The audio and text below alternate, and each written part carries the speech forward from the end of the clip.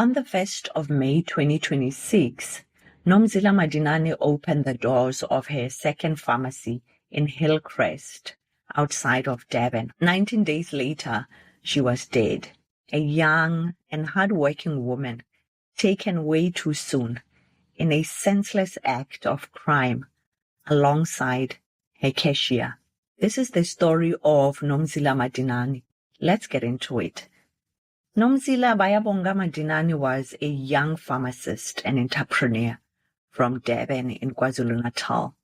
She was in her 20s, was driven, polished, and quietly building an empire for herself.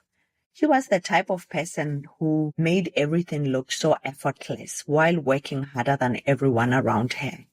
She had graduated with a Bachelor of Pharmacy from the University of KwaZulu-Natal in 2022.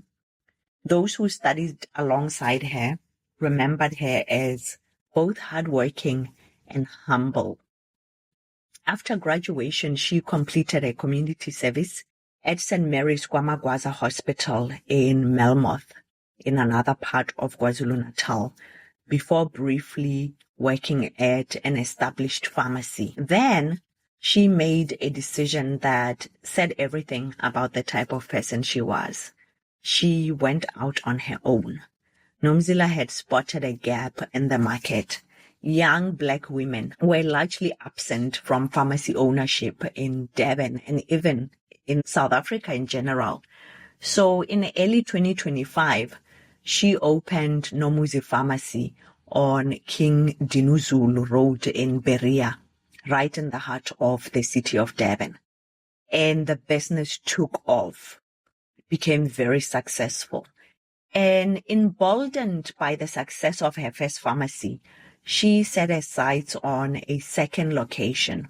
Hillcrest, about 30 kilometers outside Durban inland, is a quieter, leafy suburb known for its good schools and being considered one of the safest places in South Africa.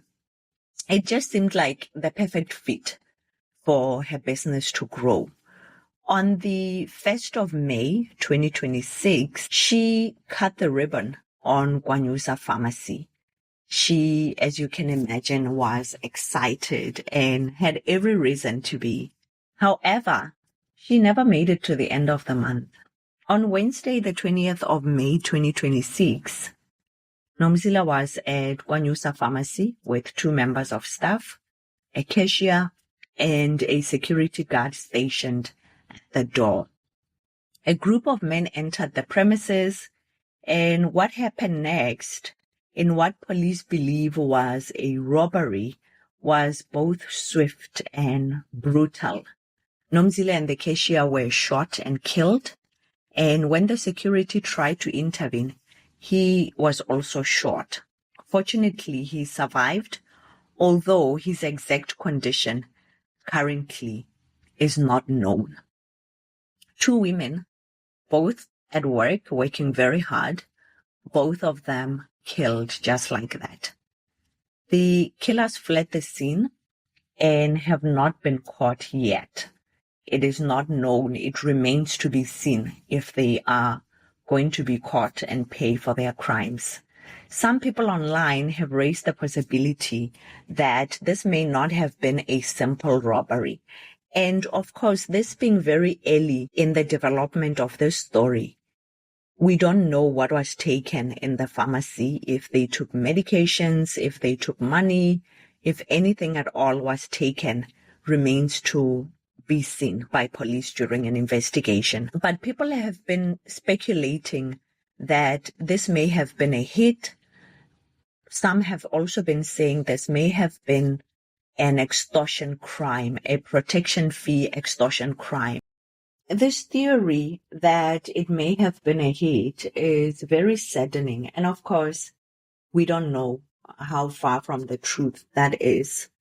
But it reminds me of the story of Makwena Mabusela Leshabane, a successful businesswoman and chartered accountant who was gunned down in Polokwane alongside her best friend. They had traveled from Joburg to Polokwane to view business premises, and this hit had been orchestrated by her estranged husband. I did that story about a year ago, and you can find it in detail on this channel. It also reminded me of another story, that of Mpumalanga medical doctor, Dr. Nondumiso Nkosi, a young, successful medical doctor who had spent many years studying in Cuba, who was gunned down outside Virgin Active, coming back from gym by her estranged husband.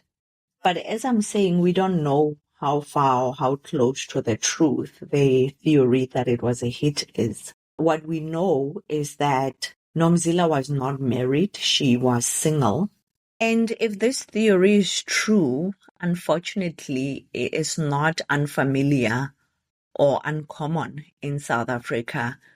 This is a type of crime that began in the Cape Town underworld, but has now, unfortunately, taken South Africa like a storm. It is everywhere, prevalent in Pretoria, prevalent in Joburg, in all parts of the country. In the Eastern Cape, there have been a lot of those cases.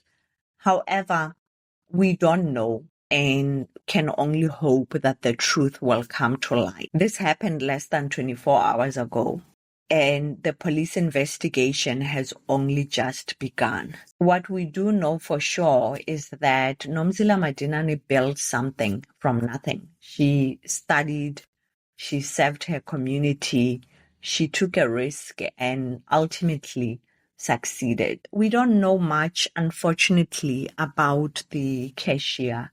Her identity has not been revealed publicly, and it is not known if she had previously worked for Nomzila at Nomuzi Pharmacy in Berea, or if this was in fact the first time that she started working for Nomzila on the 1st of May 2026. That is another part of the story that hopefully will come to light in the next couple of days.